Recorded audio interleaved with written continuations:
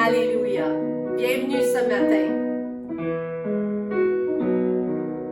Alléluia. J'ai sondé le monde, mais rien ne m'a comblé. Les gloires vaines, les trésors ternis n'ont jamais suffi.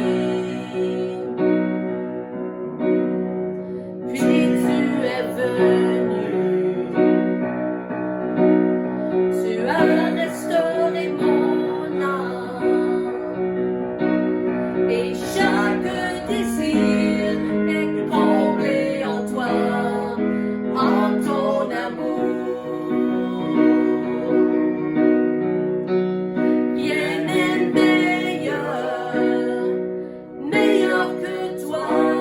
Oh non, rien n'est meilleur que toi, Seigneur. Non, rien n'est meilleur que toi.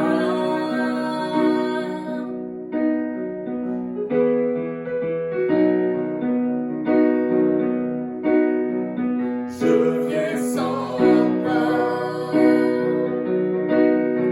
disposer mes faiblesses, mes plus grands échecs. Dieu, tu les connais, mais tu me tends la main. Tu es le Dieu des montagnes, tu es le Dieu des vallées. Pourquoi me cacher? Ta grâce infinie saurait me trouver. Rien n'est meilleur que toi. Oh non, rien n'est meilleur que toi, Seigneur. Non, rien n'est meilleur que toi. Rien n'est meilleur que toi. Oh non, rien n'est meilleur que toi, Seigneur. Non, rien n'est meilleur que toi.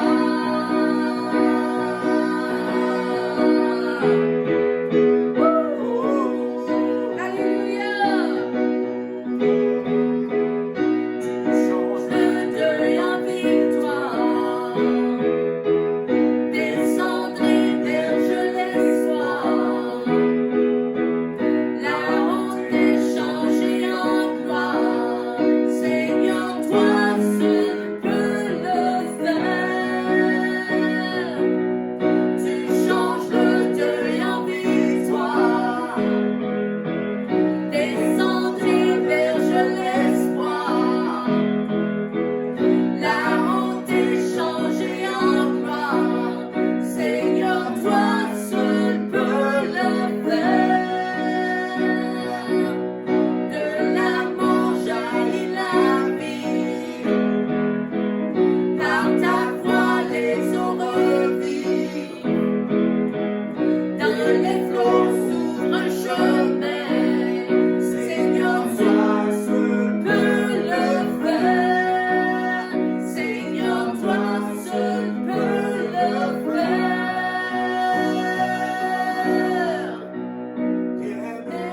rien Meilleur que toi. Oh non, rien n'est meilleur que toi, Seigneur. Non, rien n'est meilleur que toi. Rien n'est meilleur que toi. Oh non, rien n'est meilleur que toi, Seigneur. Non, rien n'est meilleur que toi.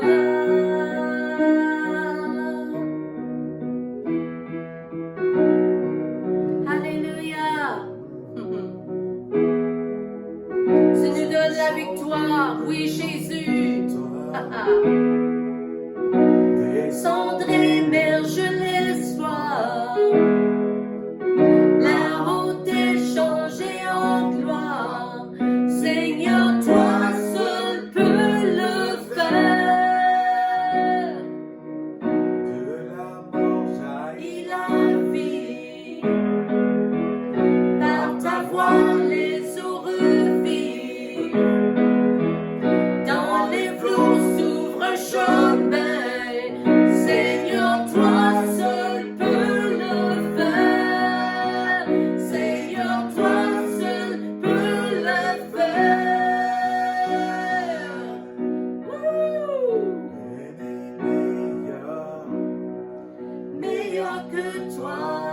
Oh non, n'est meilleur que toi, Seigneur, non rien. Non, rien n'est meilleur que toi. Alléluia. Oh, oui, Jésus. Tu changes le deuil en victoire. Alléluia. Tes cendres émergent l'espoir. La honte est changée en gloire. Merci Seigneur, c'est toi seul qui peux le faire. Alléluia. Jésus, Jésus, Jésus peut le faire. Seigneur, toi seul peux le faire. Alléluia.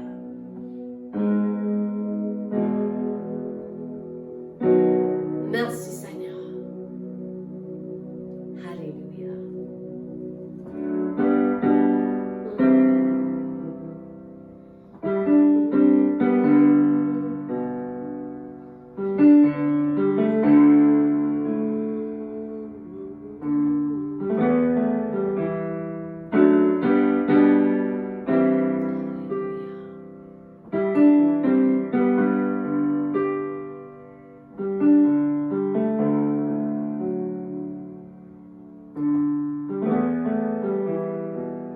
Tu es là, présent parmi nous.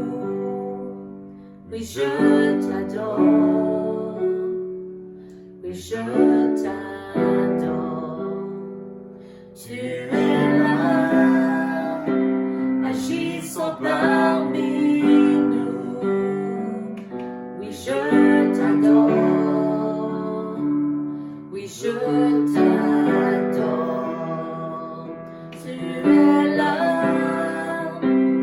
présent parmi nous.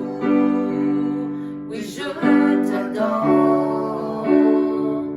Oui, je t'adore. Tu es là, agissant parmi nous. Oui, je t'adore.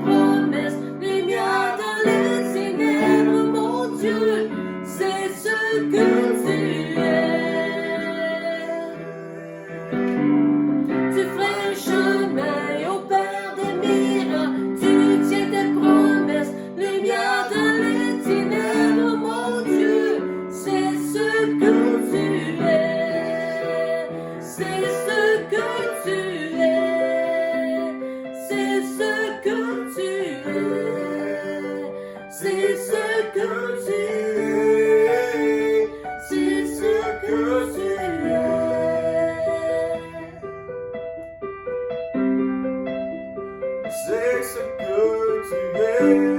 Alléluia. Personne comme toi. Oui, Jésus. Oui, Jésus.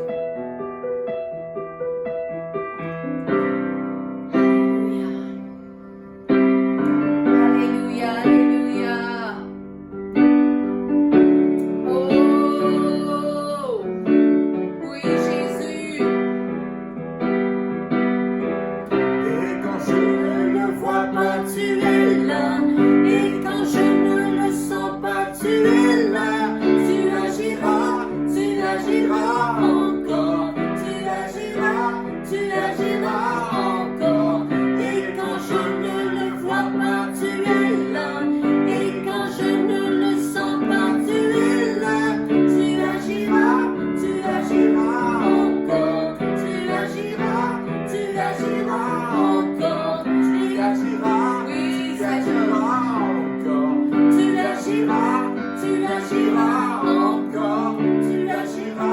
Tu agiras encore. Tu feras un chemin au Père des miracles. Tu tiens tes promesses, lumière dans les ténèbres. Mon Dieu, c'est ce que tu es. Tu feras un chemin au Père des miracles. Tu tiens tes promesses, lumière dans les ténèbres. Mon Dieu, c'est ce que tu es.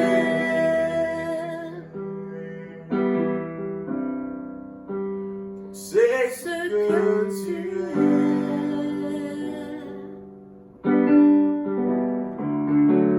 C'est ce que tu es. Oh, c'est ce que tu es, Père. C'est ce que tu es.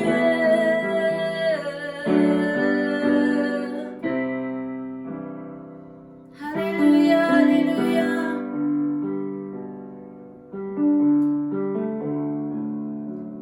Faites-lui confiance ce matin, Alléluia, tous les jours de votre vie.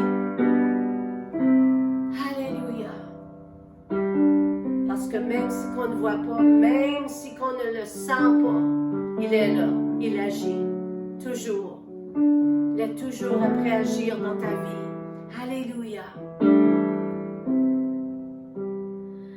Je te fais confiance, Seigneur. Je te donne ma vie.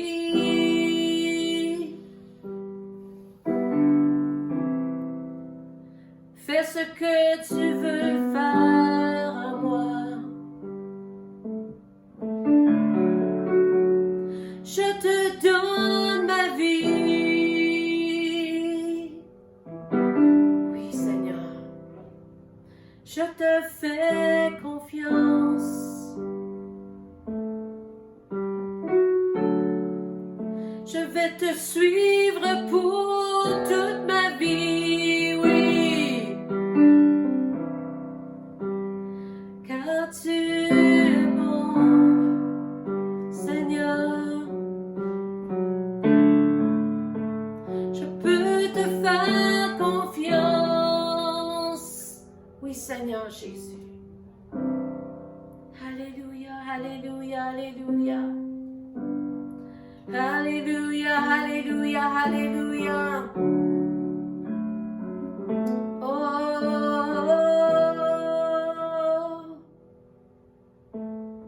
Alléluia. Même si tu ne vois pas maintenant,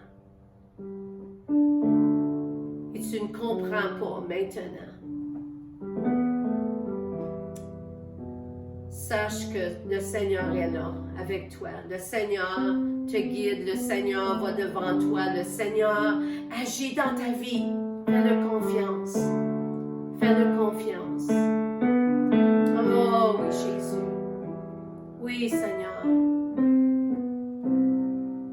Alléluia, Alléluia.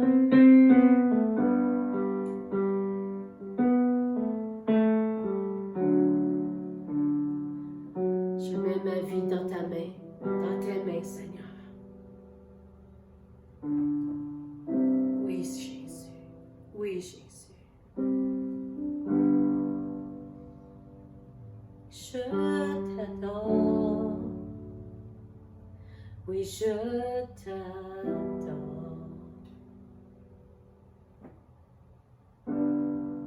Alléluia.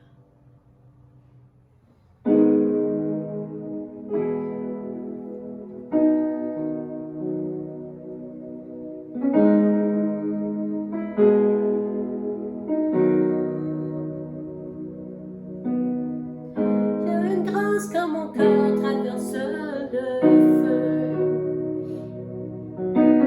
Une autre voix quand tout sombre autour de moi.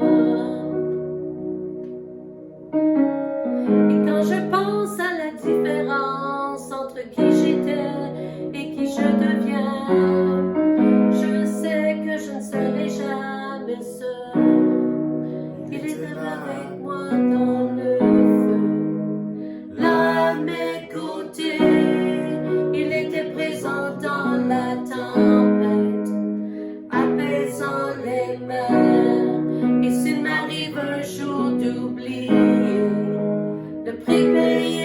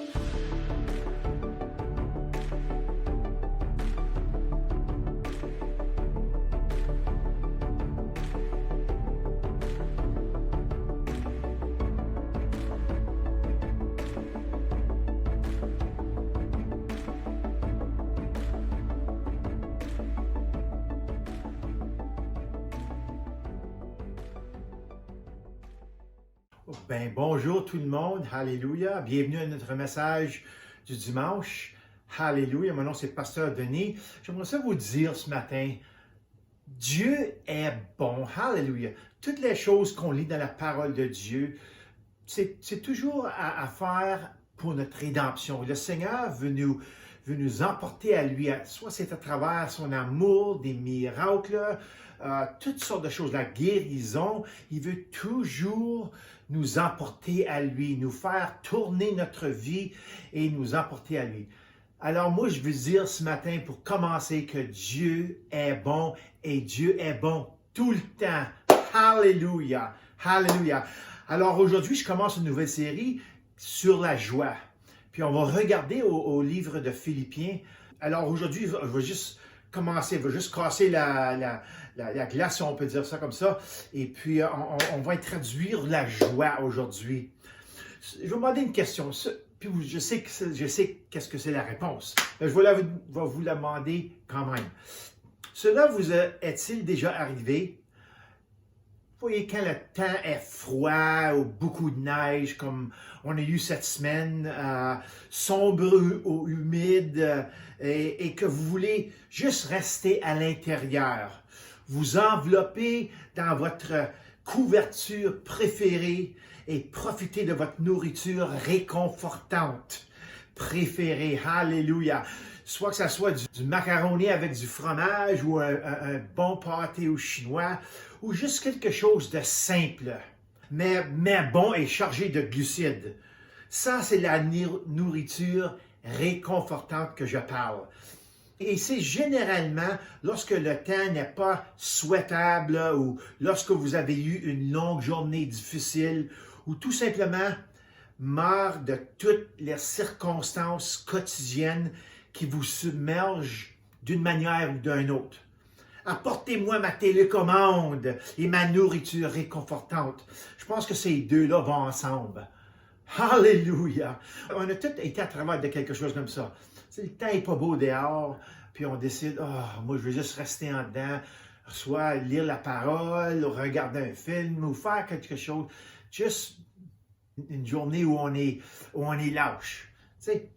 Mais comment gérez-vous quelque chose comme tout le monde expérimente, le virus qui affecte négativement le monde entier depuis les dernières 2 ans? Okay? Quelle est la nourriture réconfortante qui peut atténuer ou étouffer toutes les émotions et sentiments négatifs d'un ennemi invisible qui terrorise les générations de ce monde? Je veux dire que la peur mondiale est à un niveau le plus élevé qu'on n'a jamais vu. C'est la réalité. Mais il y a aussi une autre réalité. Et c'est cette réalité que je veux vraiment regarder. Puis c'est une bien meilleure réalité. Alléluia. Et cette réalité est la joie du Seigneur. Alléluia. Une bonne joie du Seigneur. La joie est ce que l'Église a besoin dans ce moment. Tout ce qu'on regarde, on voit l'entour de nous, c'est des nouvelles négatives. À chaque jour qu'on regarde les nouvelles ou on regarde à l'Internet, on voit toujours du négatif à cause de cette pandémie. Mais je veux vous introduire aujourd'hui qu'on peut tourner les choses alentour. Alléluia. Qu'on n'a pas besoin d'avoir toujours ce bombardement de négatif. Le plus la peur et l'obscurité, le plus noir, on dirait, que c'est en dehors, là, dans le monde. Cette obscurité qui paralyse le monde, la joie est l'antidote. Alléluia. Le médicament qui brise les chaînes, la lumière dont tout le monde a besoin, puis ça commence dans l'Église. Alors, chrétien, si tu as laissé ce monde, les nouvelles, puis cette pandémie t'affecter d'une manière négative, tourne alentour et regarde à la parole, regarde à Jésus et regarde à la joie du Seigneur. Alléluia.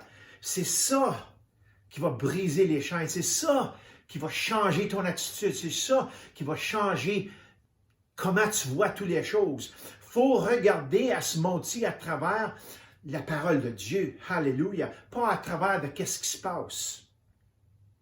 Je ne parle pas d'une comédie spéciale dont le but est de vous divertir temporairement ou de vous endormir loin des effets de tous les négatifs. Non, non, je ne parle pas de ça. Je parle de quelque chose qui est enraciné en dedans de toi, au plus profond de vous et qui est inébranlable. Alléluia. Savez-vous que toutes les choses du Seigneur sont inébranlables? On va lire la dernière écriture, on va lire aujourd'hui. Moi, je vais l'expliquer. Mais c'est quelque chose qui est inébranlable. Alléluia. Une joie qui peut affronter une tornade spirituelle ou un ouragan spirituel de front et en sortir victorieuse. Savez-vous ça? Il y en a du monde qui vont à travers des croyants, des chrétiens qui vont à travers on dirait des tornades spirituelles ou des ouragans spirituels. Savez-vous qu'on peut les affronter avec la joie du Seigneur? Alléluia! Alléluia! La parole dit dans Philippiens, on va regarder les prochaines semaines, qu'il nous dit de réjouir, puis il dit « réjouissez encore ». Il nous dit dans la parole de Dieu que peu importe les circonstances, on peut se réjouir. Alléluia. Même si tu passes à travers de cet ouragan et spirituellement, là, tes cheveux sont toutes défaites. Moi, je n'ai pas de cheveux, mais je ne peux pas l'expliquer. Mais ta chemise est déchirée spirituellement, je parle. Et tu as perdu peut-être une running shoe ou quelque chose comme ça, un soulier, puis tu sors de là, puis tu peux avoir encore la joie du Seigneur. Alléluia.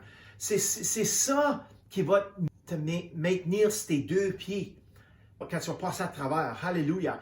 Tu vas passer à travers de l'ouragan, des temps difficiles. Mais je veux vous dire que si tu es ancré dans la joie du Seigneur, vous allez voir que quand cet ouragan ou cette tornade est passée, vous allez rester debout. Alléluia. Et vous allez donner la gloire au Seigneur parce qu'il est bon. Alléluia. Alléluia. C'est ça que je veux dire. C'est le fait que vous pouvez traverser quelque chose destiné à détruire chaque partie à l'intérieur de vous. Mais la plus grande chose, la joie, vous maintient debout. Alléluia. Et c'est notre encouragement, comme c'était aussi dans le cas de l'Église des Philippiens. Paul a écrit une lettre à l'Église philippienne et à bien des égards, c'est probablement la plus belle des lettres de Paul, parce que son cœur envers eux était plein de tendresse, de chaleur et d'affection. Et c'est pas que c'était pas comme ça avec les autres lettres, mais c'est surtout avec eux, l'Église de Philippiens. Il y avait un cœur spécial, cette Église. L'Église des Corinthiens avait des problèmes, puis Paul fallait qu'il donne la discipline, puis les différentes Églises étaient comme ça. Mais avec l'Église des Philippiens, il y avait un cœur qui était vraiment un bon cœur. Alléluia. Cette lettre est très personnelle et informelle dans son approche, leur présentant ainsi qu'à nous aujourd'hui un journal qui est intime dans ses propres expériences spirituelles ou personnelles que Paul était à travers. C'est le cœur du Saint-Esprit qui travaille en nous. Alléluia. Et c'est ça que Paul, dans cette lettre, essaie de démontrer à l'Église. Si vous lisez attentivement cette lettre, la note, l'arôme dominante tout au long de la lettre est celle d'une joie triomphante. Et on va regarder ça dans les prochaines semaines. Alléluia. Et même s'il était prisonnier dans une cellule de prison romaine, Paul était joyeusement heureux et appelait ses lecteurs à toujours se réjouir en Christ. Imagine-toi être en prison puis avoir la joie du Seigneur. Quelle autre religion, quelle autre croyance? Il n'y a pas de croyance comme ça. Alléluia. La joie du Seigneur en nous est une chose qui est très personnelle. Alléluia. C'est ça que le Seigneur met en nous quand on vient sauver. C'est une lettre qui est éthique et pratique dans son emphase et se concentre sur Jésus-Christ. Et pour Paul, Christ était plus qu'un exemple. Christ pour Paul, c'était sa vie complète. Sa vie était complètement donnée, dédiée à la parole de Dieu, à répandre l'Évangile, à répandre la bonne nouvelle de Jésus-Christ. Il y a eu une révélation spéciale, comme qu'on a eu nous autres ici. On a tous eu une révélation spéciale. Quand on a reçu Jésus-Christ, on a senti dans notre cœur que, oui, Jésus a vraiment pardonné mes péchés. Puis quand tu reçois le pardon du péché, quand tu te repentis, Alléluia, c'est la joie que le Seigneur met en nous, le fait qu'on va au ciel et pas en enfer quand on passe de cette vie, puis on va à l'autre. Alléluia, Alléluia. C'est pour ça, c'est tellement une joie d'être ce serviteur de Jésus. Si Jésus n'est pas notre tout, alors la vraie joie est mise de côté. Si on est assis sur la clôture, on n'aurait jamais de la joie. C'est quand on se donne totalement à Jésus, alléluia, et on marche dans sa parole par sa grâce. Et sa grâce, c'est ça qui nous aide, c'est une puissance qui nous aide à devenir plus comme Jésus. C'est pas une licence pour aller pécher. C'est pas une licence de faire n'importe quoi, puis retourner au Seigneur, dire « Oh Seigneur, je m'excuse, blablabla. » Non, la grâce, c'est pas ça. La grâce est là pour des affaires comme ça. Mais la grâce est pour nous une force, une puissance de Dieu, alléluia, qui nous propulse du devant pour devenir plus comme le Christ. Ça renforce nos faiblesses. Et oui, quand on fait faillite, la grâce est là pour nous élever, alléluia, pour continuer à Jésus. Alléluia! Alors, si Jésus n'est pas notre tout, alors la vraie joie est mise de côté. Le message pertinent, je parle un petit peu de cette lettre parce qu'on va continuer la semaine prochaine, mais c'est juste pour vous donner un aperçu aujourd'hui de la joie du Seigneur et tout ce qui se passe alentour. Il faut se détourner de ça.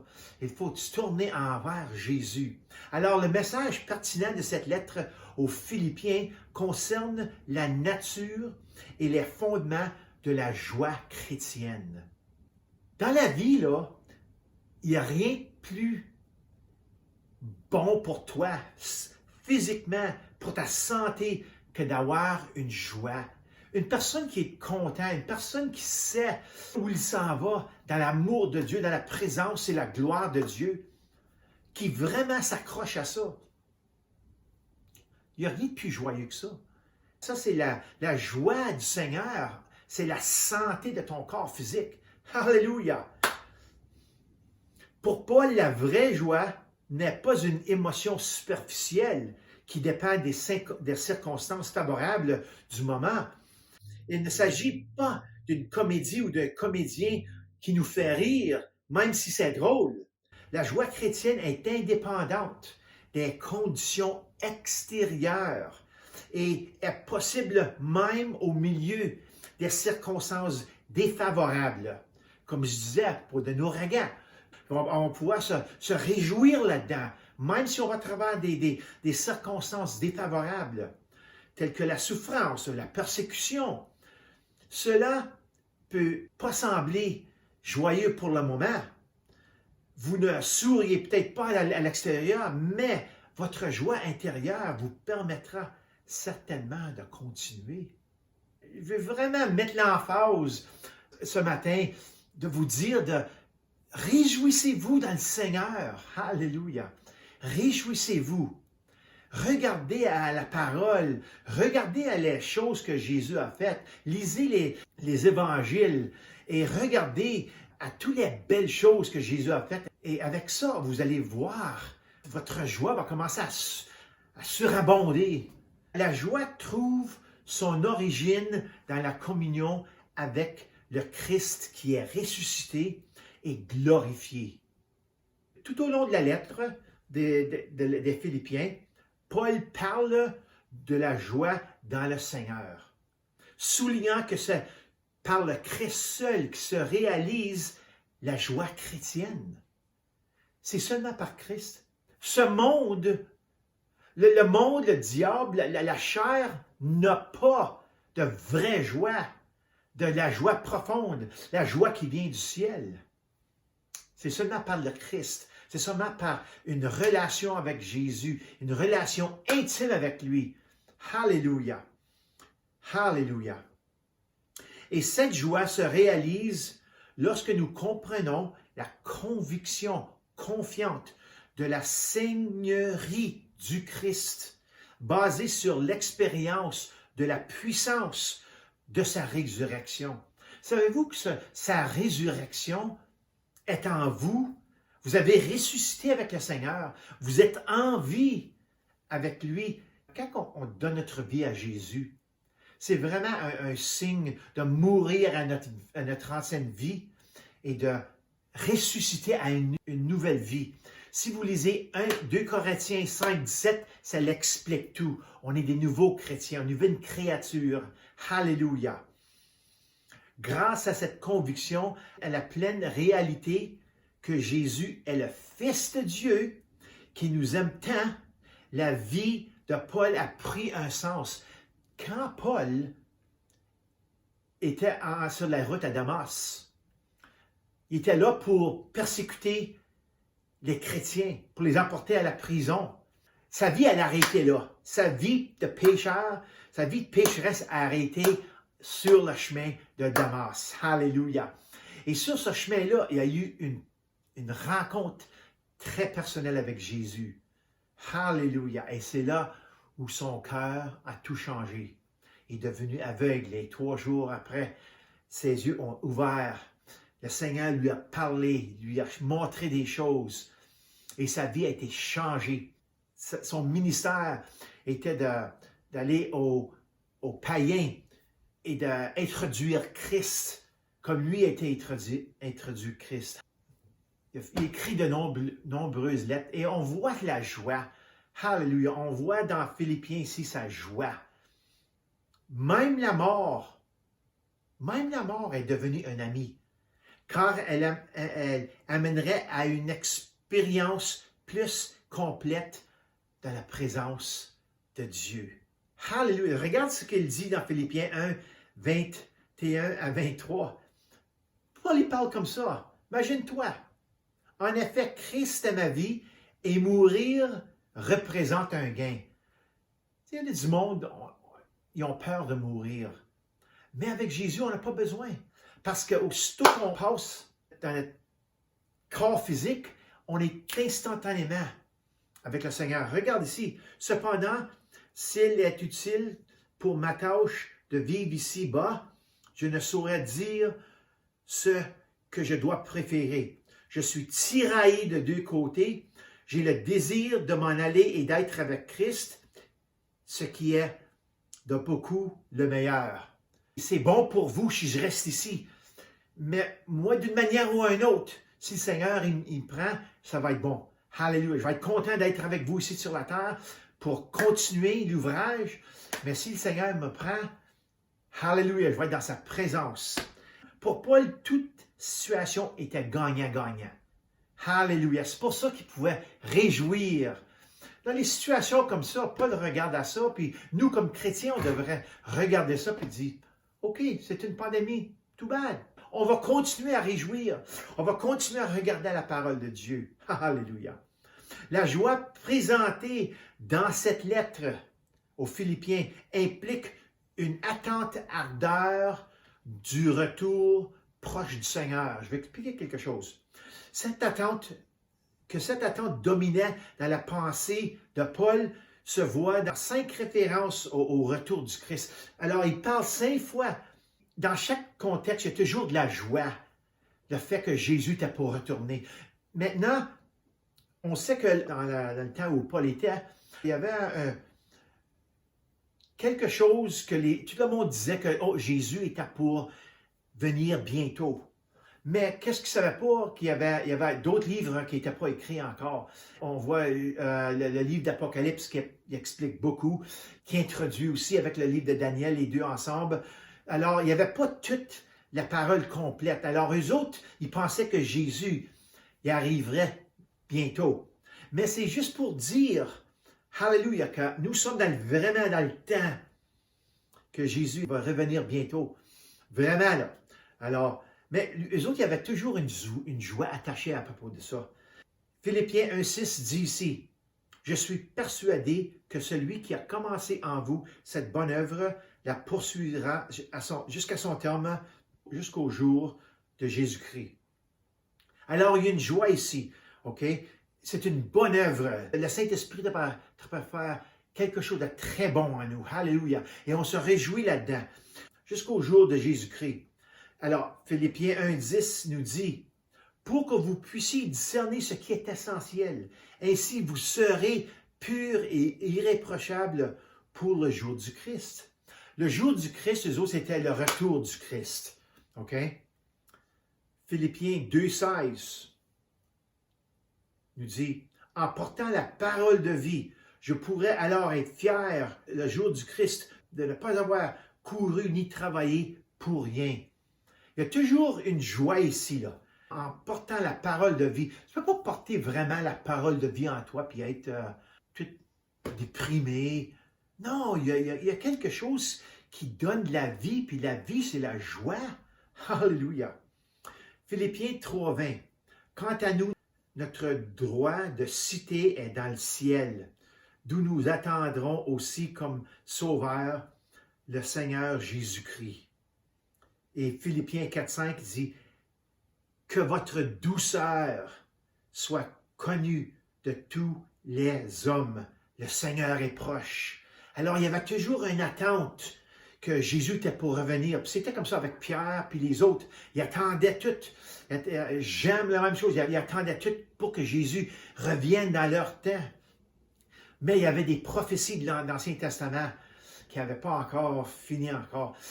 Pouvoir discerner et comprendre les 69e semaines que Daniel parlait et la 70e qui était pour arriver, ils ne comprenaient pas ça encore. Alléluia. Mais nous, on a eu la révélation. Alléluia. Alors nous savons que c'est nous qui va voir Jésus revenir pour nous.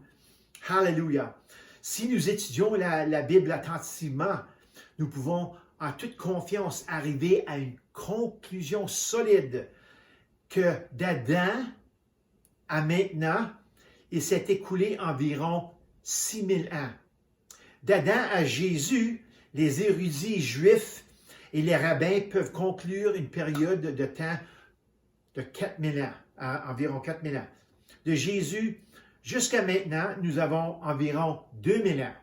Okay? Ça fait à peu près 2000 ans que Jésus a été ressuscité et est monté au ciel. Et puis la Bible parle d'un autre 1000 ans, OK, avec le Christ ici sur cette terre. Ça arrive à 7000 ans d'hommes vivants sur cette terre. 7000 ans, ça parle de l'achèvement. Ça parle d'un travail fini, de perfection et de repos. Alors, c'est là, on arrive à ce temps ici, là. Jésus est proche. On peut vraiment dire avec honnêteté et assurance que Jésus c'est presque sûr qu'il va arriver en notre temps. Alléluia! C'est vraiment une assurance et j'ai vraiment une grande joie à cause que je le sais que Jésus va revenir. Alléluia! Avec tout ce qui se passe. Ce qui laisse croire que nous sommes proches de la fin de 6000 ans. Et cela signifie que Jésus revient très bientôt pour son épouse. Alléluia. Il vient pour ceux qui attendent sa venue. Il faut qu'on soit en attente pour sa venue. On ne peut pas faire juste ce qu'on veut faire et puis laisser Jésus de côté si on veut être avec lui. Prenons le temps de vraiment se détourner de ce qui se passe alentour et regarder à la parole et réjouissez-vous dans qu'est-ce qui est bon du Seigneur. Maintenant, comme je l'ai déjà dit, Jésus doit être notre tout. Il doit être notre premier et le premier de tout, de toutes les choses dans notre vie. Nous devons préparer nos cœurs pour l'éternité. Car l'éternité sera avec Jésus. Quand on se met à cœur de se mettre de côté avec notre Bible et de méditer et laisser le Seigneur nous révéler les choses qui sont dans sa parole.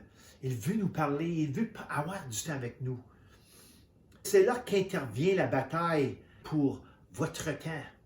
Okay? Jésus veut avoir une tête-à-tête avec chacun de nous, à un. C'est ça qu'il veut.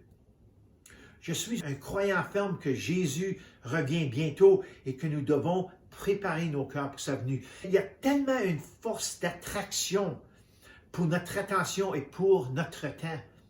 Tout alentour du monde, toutes les choses qui se passent, il y a une attraction, il y a quelque chose qui se passe pour avoir notre temps. Il y a une force, on dirait. Le monde a tellement de façons différentes de nous occuper de ce qui devrait être notre relation la plus importante, passer du temps avec Jésus. Alors, on est tous coupables de ne pas avoir vraiment passé plus de temps avec Jésus que d'autres choses. Oui, je sais qu'on a du travail à faire, je sais qu'il y en a qui travaillent de l'office. Même si vous travaillez, le Seigneur vous parle toujours. Alléluia. Vous êtes toujours en communication avec lui. Peu importe. Vous êtes dans des meetings ou bien vous travaillez sur une machine ou peu importe. Vous pouvez toujours méditer sur le Seigneur. Alléluia. Posons-nous une question. Puis je la pose à moi-même aussi. Combien de temps passons-nous à prier, à lire, à étudier et se méditer sur sa parole? Il faut se rappeler qu'il s'en vient. Faire un inventaire de nos vies spirituelles peut parfois être un peu effrayant. Mais c'est une chose qui est très nécessaire. C'est quoi qui devrait être la chose la plus importante dans la vie ou le style de vie d'un croyant? La bonne réponse est assez évidente. C'est de prendre le temps avec Jésus. C'est lui qui vous a sauvé. C'est lui qui vous a donné la vie abondante. C'est lui qui vous donne tout. Alléluia. Pourquoi pas prendre du temps avec lui? Vraiment, là, vous fermez en arrière dans une porte, dans une chambre ou juste une place, être seul pour lui parler, prendre du temps avec lui. Vous allez voir, votre joie va éclater quand il va vous révéler des choses, quand il va vous dire que je vous aime, que je veux être avec vous. Quand vous lisez la parole, vous allez voir sa bonté. Tu ne peux pas sortir là avec une face plate, tu ne peux pas sortir de la présence de Jésus et être déprimé. C'est l'inverse. Tu sors de la présence de Jésus quand tu as pris du temps avec lui avec une joie. Alléluia! Une joie abondante. Ouf, ça c'est bon ça. Alléluia! Et ceci est la racine de toute joie. Une relation profonde et personnelle avec notre Seigneur et notre Sauveur. Et la joie a de nombreuses apparitions, toutes issues de l'intérieur. Certains jours, vous rirez et vous serez sur un petit nuage, on appelle ça les Cloud 9, un nuage numéro 9. Mais puis il va y avoir d'autres jours que vous ne serez pas aussi exubérant. Votre sourire sera plus interne. Vous savez que vous avez la paix et la joie avec le Seigneur, mais peut-être les circonstances, ça va peut-être avoir de la peine, mais en dedans, il va encore avoir la joie si on est ancré avec le Seigneur. Ouh. Vous traversez peut-être quelque chose, mais à l'intérieur, vous avez la foi et la confiance que tout ira bien. Alléluia. Je vais vous donner un petit témoignage. Moi, juste avant Noël, j'ai été testé positif pour COVID. Ça m'a vraiment frappé dur. Je ne veux pas donner la gloire à COVID. No way. Il n'y a pas de gloire là. C'est un virus qui m'a vraiment affecté. Mais j'ai surmonté ça. Ça a pris un petit peu de temps. Mais je vais vous dire qu'est-ce que j'ai vu. Qu'est-ce que le Seigneur m'a montré dans ce temps-là. Alléluia. C'est comme, j'ai vu un ouragan, une tornade, mais en dedans, j'ai vu une personne. Ça m'a vraiment touché. Ça m'a vraiment rassuré. Ça m'a vraiment mis une joie dans mon cœur. Tout alentour de cette personne-là, il y avait, c'est comme une tornade ou un ouragan. Il y avait du grand vent, puis toutes les affaires se promenaient alentour. Puis il y avait un homme, puis on dirait qu'il lui, il était calme, il était neutre dans son apparence. Puis il faisait toutes sortes de choses. Il mettait toutes sortes de choses en place, puis il remplaçait ça ici, puis il mettait toutes sortes de choses. On dirait qu'il faisait comme un jigsaw puzzle ou quelque chose comme ça. Il remplaçait ça ici avec ça. Puis qu'est-ce qu'il faisait, le Seigneur me montrait? C'est qu'il était après bâtir mon système d'immunité pour que je ne reçois plus ce virus. Et c'était vraiment quelque chose de beau à voir. C'était une image que le Seigneur montrait. C'était beau vraiment, comme lui, rien ne lui affectait. Mais qu'est-ce qu'il faisait? Il bâtissait mon système d'immunité dans moi. Et j'ai vu ça. Alors, c'était vraiment beau à voir. C'était vraiment... j'ai regardé à ça, j'ai dit, wow, je vais être correct, alléluia. Je vais être vraiment correct parce que mais vraiment fait taper. Il y a des journées, je dormais de 18 à 20 heures, puis j'avais des grandes soifs, puis j'ai eu vraiment ça m'a vraiment tapé. Mais quand j'ai vu ça, il y a une joie qui a surmonté ça. Alléluia. Et je le savais, même si j'étais encore malade, je le savais que tout allait bien. Alléluia. Donc, comme vous pouvez le voir, la joie a de nombreuses façons de se manifester en vous et à travers de vous. Cela peut prendre la forme d'une assurance inébranlable que tout ira bien si vous placez votre foi et confiance en lui. Et c'est ça qui est arrivé à moi. Alléluia. J'avais une assurance inébranlable. Et ça vient avec une joie. Alléluia. Ça vient avec une joie. Cela peut être un cri de joie interne ou externe pour tout ce que Jésus a fait dans nos vies personnelles. Les bénédictions, les guérisons, les restaurations, le pardon de nos folies, de nos péchés, des miracles qu'on a vus, qu'on a expérimentés nous autres-mêmes. Mais rappelez-vous d'une chose, la joie ne peut venir que si vous êtes dans une relation personnelle quotidienne avec lui et sa parole. Et si vous mettez ça de côté, vous allez subir toutes les choses négatives. Vous allez mettre votre joie de côté, puis quand vous allez passer à travers de quelque chose qui n'est pas bon, qui est négatif, comme on voit aujourd'hui, vous allez voir que ce ne sera pas quelque chose qui va vous causer une joie. Et votre joie va être mise de côté. Le plus vous passez du temps avec lui, le plus vous aurez de la joie. Et la joie est un excellent témoignage. Ça encourage les autres. J'espère que juste le petit témoignage Jésus à propos de quand j'ai testé positif pour le virus, c'est un témoignage. Mais moi, je veux vous dire que j'ai vu quelque chose là-dedans qui m'a donné une assurance, alléluia, une assurance inébranlable. Et il y avait une joie avec ça. Alléluia. J'ai peut-être pas un gros sourire dans mon visage, puis je peut-être sautais pas parce que je me sentais pas bien, mais je le savais à l'intérieur. Alors, ça encourage les autres. Et j'espère que ça vous encourage. Ça bénit les autres.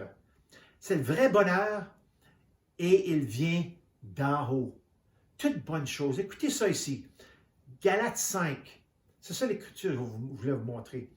22 à 23. Mais le fruit de l'esprit, c'est quoi? C'est l'amour, c'est la joie, c'est la paix, c'est la patience, la bonté, la bienveillance, la foi, la douceur, la maîtrise de soi. Contre de telles attitudes, il n'y a pas de loi. Je veux vous dire quelque chose. Dans tout ça, il y a de la joie. Alléluia. Dans tout ça, il y a de l'amour. Dans tout ça, il y a de la paix. Il y a de la paix. Sont toutes, on dirait, tu peux prendre toutes les neuf fruits de l'esprit, tu peux toutes les mélanger ensemble, ils se mélangent parfaitement ensemble. Il y a de la joie dans la paix, alléluia. Il y a de la joie dans la maîtrise de soi. Il y a de la paix dans la foi, il y a de la paix dans la bienveillance. Tu peux toutes les mélanger, puis c'est tout un bon mix, c'est tout un bon mélange. Alléluia. Alors, pour finir ce matin, tous ces fruits viennent du haut, viennent du ciel. Le monde, la chair et le diable ne peuvent jamais revendiquer l'un d'entre eux. Il ne peut pas dire que ça vient de moi. Il ne peut pas dire « Oh, l'amour vient de moi ». Le monde ne connaît pas l'amour. Le monde ne connaît pas la joie, la paix. Le diable ne le connaît pas, puis la chair ne le connaît pas. Vous voyez, ça vient du ciel. Ils viennent du ciel et se sont destinés à nous attirer à Jésus. Quand vous connaissez l'amour de Jésus, la paix, la joie, la maîtrise de soi, la patience, toutes ces choses-là qu'on vient, ça l'attire le monde. Alors, réjouissez-vous ce matin dans votre salut d'aujourd'hui et regardez votre visage changer alors que vous recevez sa joie dans vos cœurs. Alléluia. Alors, ça, c'était juste une introduction ce matin pour la joie. Je vais regarder la semaine prochaine, commençant au chapitre 1 de Philippiens. On va aller à travers du livre, on va avoir du fun là-dedans, parce que ça parle de la joie, puis on va voir les connexions de toutes sortes de différentes choses qui apportent la joie.